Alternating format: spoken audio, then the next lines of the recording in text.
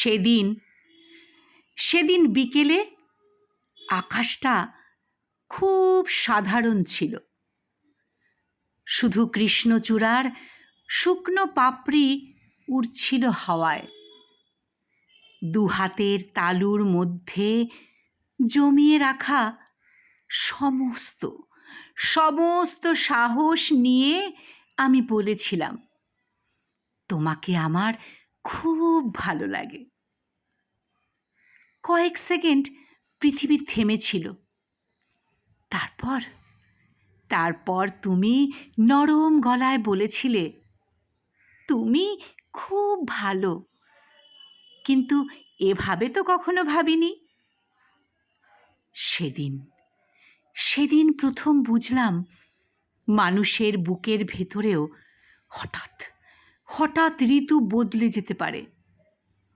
যে শহরের সব রাস্তা এতদিন তোমার দিকেই ঘুরে যেত, সেই শহরই এক মুহূর্তে দিক শূন্য হয়ে যায়। তবু আশ্চর্য, পরদিন সকালেও সূর্য উঠেছিল, আর এক নবীন কিশোর হঠাৎই বড় অসময়ে চুপচাপ বড় হয়ে যাচ্ছিল।